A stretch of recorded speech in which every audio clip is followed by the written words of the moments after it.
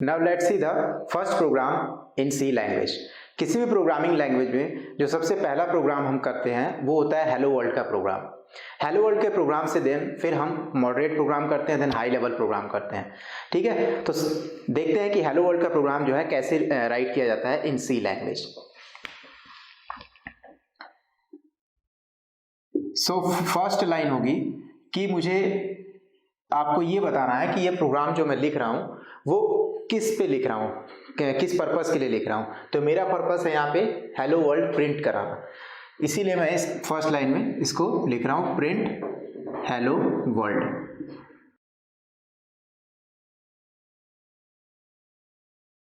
Okay, then second is hash include stdio.h. okay, third line is void main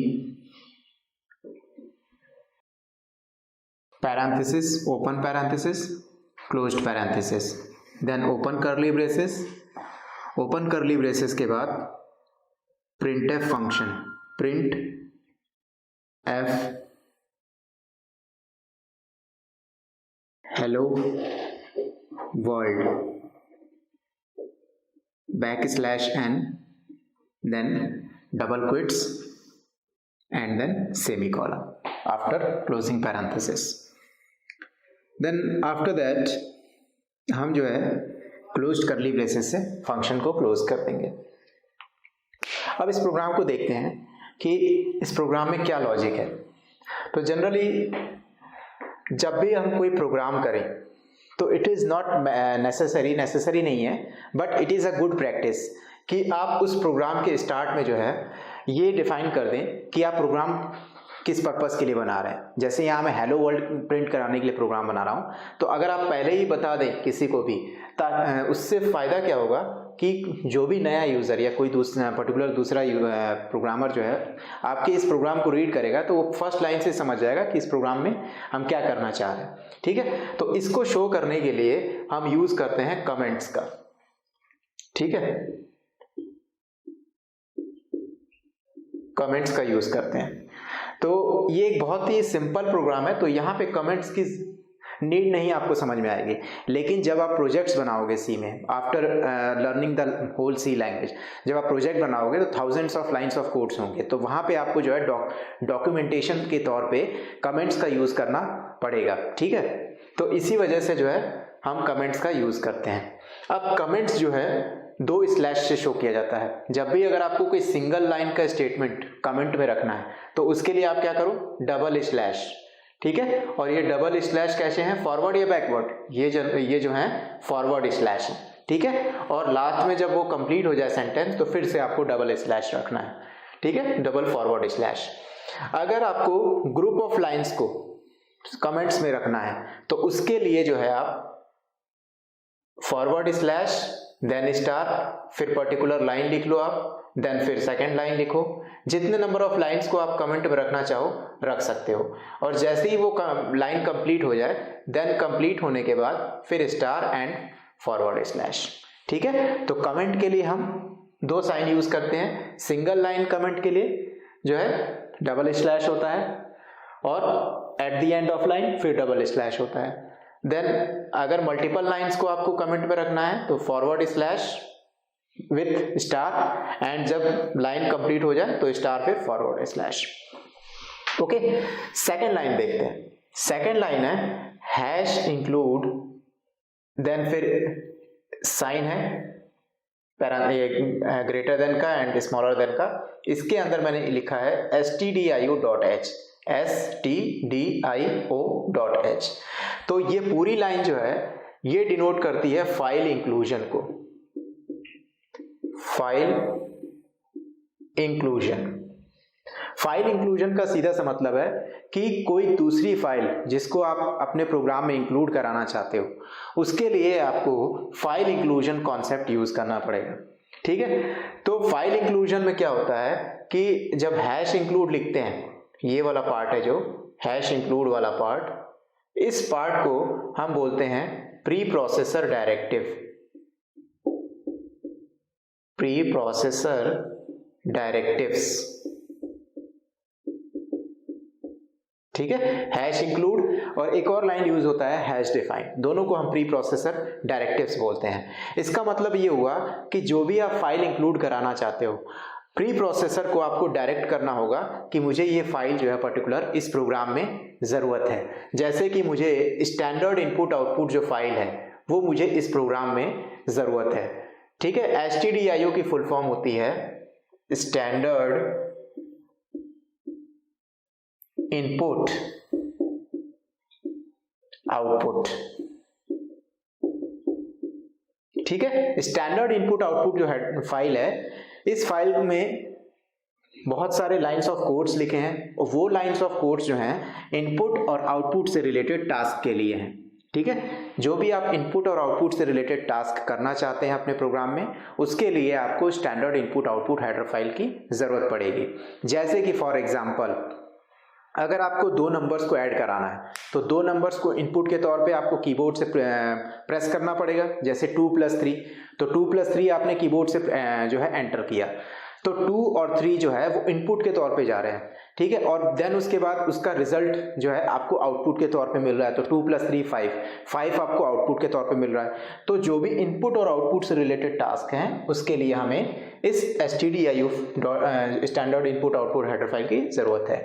और h represent कर रहा है इसके एक्सटेंशन को, h मीन्स हेडर फाइल, ठीक है। तो मैंने जब सी लैंग्वेज का बेसिक फैक्ट्स बताया था तो उसमें ये बताया था कि बहुत सारे सी लैंग्वेज में बिल्ट इन फंक्शंस होते हैं, लाइब्रेरी फंक्शंस होते हैं, इसीलिए इसको सी हैज़ अ रिच लाइब्रेरी, एक मैंने आपको स्टेटमेंट लिखा था। तो वो रिच लाइब्रेरी इसी वजह से है कि इसमें बहुत सारे हेडर फाइल्स प्रेजेंट है already. Okay, now next line, void main. Main is a function, main एक ऐसा फंक्शन है जो कि सी लैंग्वेज में हम नेसेसरीली यूज करते हैं, मीन्स ये एक एक्सेप्शन है जिसे आपको याद रखना है। हमेशा किसी भी प्रोग्राम में आपको मेन फंक्शन जो है लिखना जरूरी है, ठीक है। मेन फंक्शन के साथ हम कोई भी फंक्शन के साथ जो है पैरेंथेसिस यूज करते हैं, पैरेंथेसिस यूज करते हैं टू पास द आर्गुमेंट्स। जब भी आपको कोई आर्गुमेंट्स पास करना होगा उसके लिए आपको पैरेंथेसिस यूज करना पड़ेगा, ठीक है।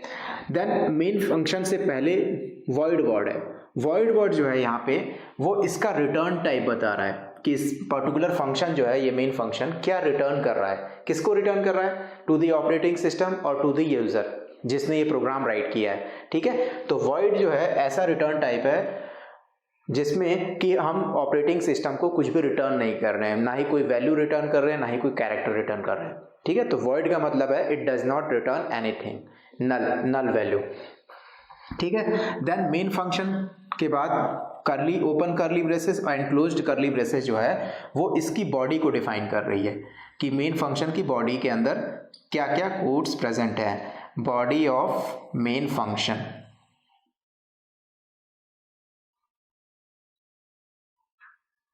ठीक है। तो किसी भी फंक्शन की बॉडी जो होती है वो ओपन करली ब्रेसेस और क्लोज्ड करली ब्रेसेस तक लिमिट होती है, उसके अंदर आप उस पर्टिकुलर फंक्शन की लॉजिक लिख सकते हो। तो इस प्रोग्राम में मुझे क्या करना था, हेलो वर्ल्ड प्रिंट कराना था। तो हेलो वर्ल्ड प्रिंट कराने के लिए मैंने जो फंक्शन यूज किया है वो है प्रिंटफ फंक्शन। प्रिंटफ फंक्शन कहाँ प्रेजेंट होता है, प्रिंटफ फंक्शन होता है standard input output header file के अंदर, ठीक है। तो स्टैंडर्ड इनपुट आउटपुट जो हेडर फाइल है उसके अंदर ये पर्टिकुलर फंक्शन प्रेजेंट है, ठीक है। प्रिंट का मतलब प्रिंट कराना, प्रिंटफ का मतलब प्रिंट कराना, ठीक है। और देन प्रिंटफ फंक्शन के बाद दो ओपन पैरेंथेसिस और क्लोज्ड पैरेंथेसिस से मुझे इसके अंदर आर्गुमेंट पास करना पड़ेगा। तो डबल क्विट्स ये जो है इसको हम बोलते हैं डबल क्विट्स,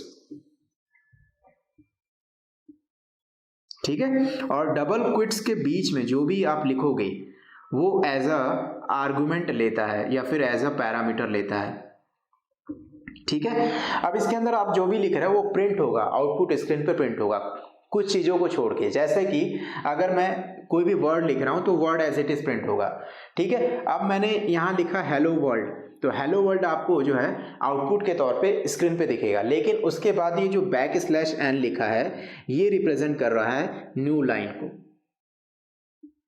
न्यू लाइन का मतलब यहाँ पे यह है कि जब हेलो वर्ल्ड प्रिंट हो जाएगा आउटपुट स्क्रीन पे, देन फिर माउस का जो कर्सर है वो न्यू लाइन पे आ जाएगा, ठीक है। And then after closed parenthesis हमें एक सेमीकोलन लगाना है। तो किसी भी स्टेटमेंट के एंड में सेमीकोलन लगाना जरूरी है, चाहे आप लोकल वेरिएबल डिक्लेयर करो, चाहे आप ग्लोबल वेरिएबल डिक्लेयर करो, चाहे आप किसी फंक्शन का प्रोटोटाइप लिखो, ठीक है। तो हर एक स्टेटमेंट के एंड में आपको सेमीकोलन लगाना जरूरी है, ठीक है। और उसके बाद ये फंक्शन जो है क्लोज हो गया। तो इस पर्टिकुलर छोटे से प्रोग्राम की हेल्प से जो है हम आउटपुट स्क्रीन पे यूजर को जो है शो हो जाएगा, क्या शो होगा, हेलो वर्ल्ड, ठीक है, आ रहा समझ में। तो ये आउटपुट शो हो जाएगा हेलो वर्ल्ड का।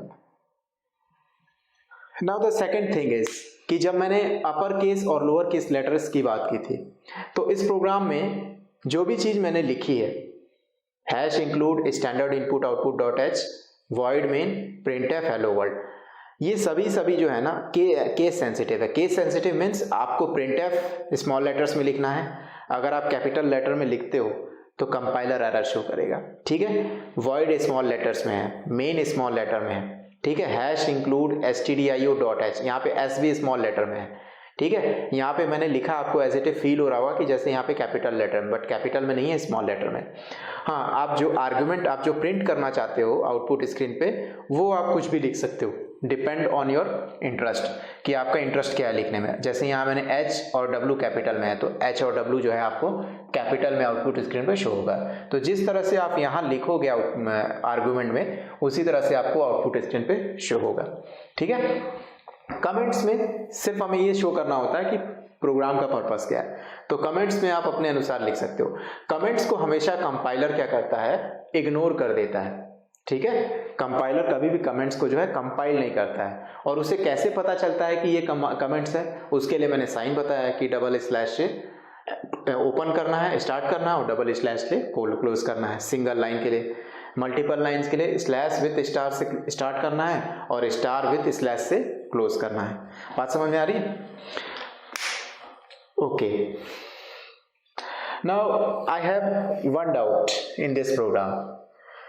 अब डाउट मुझे इसलिए हो रहा है कि ये डाउट आपको भी हो सकता है, तो इस डाउट को क्लियर करना भी जरूरी है।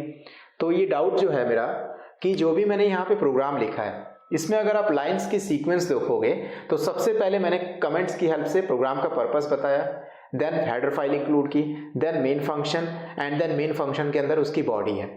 बट ऐसा भी तो हो सकता है कि मैं मेन फंक्शंस को जो है सबसे स्टार्ट में लिख दूं, कमेंट्स को लास्ट में लिख दूं, हेडर फाइल को कहीं और लिख दूं। मीन्स मेरे कहने का मतलब है, लाइन को क्या मैं इंटरचेंज कर सकता हूं क्या? यहाँ पे मैंने जो सीक्वेंस लिखा है, जरूरी है कि वही सीक्वेंस मुझे मेंटेन करना है हर एक प्रोग्राम के अंदर? देखिए, इसका सिंपल सा आंसर है कि किसी भी लैंग्वेज में जब भी आप पर्टिकुलर कोई प्रोग्राम लिखते हो, तो आप वो प्रोग्राम ऐसे ही अपने मन से नहीं लिख सकते, उसके लिए पर्टिकुलर स्ट्रक्चर डिफाइंड होता है, ठीक है। तो अब वो स्ट्रक्चर्ड होता क्या है, कैसे हम line by line, sequence by sequence, कैसे हम ये जान पाते हैं कि इस लाइन के बाद हमें हेडर फाइल लिखना है, इस लाइन के बाद मेन फंक्शंस लिखना है, मेन फंक्शंस के अंदर बॉडी होनी चाहिए। तो वो सारी चीजें जो है स्ट्रक्चर से पता चलती हैं, ठीक है। तो नेक्स्ट हम देखेंगे कि सी प्रोग्राम का स्ट्रक्चर कैसे डिफाइंड है, ठीक है। सी प्रोग्राम स्ट्रक्चर देखने के बाद आपको क्लियरली अंडरस्टैंड हो जाएगा कि मुझे जो है पर्टिकुलर कोई भी प्रोग्राम लिखना है, तो उसमें सीक्वेंस क्या फॉलो करना होगा। ओके।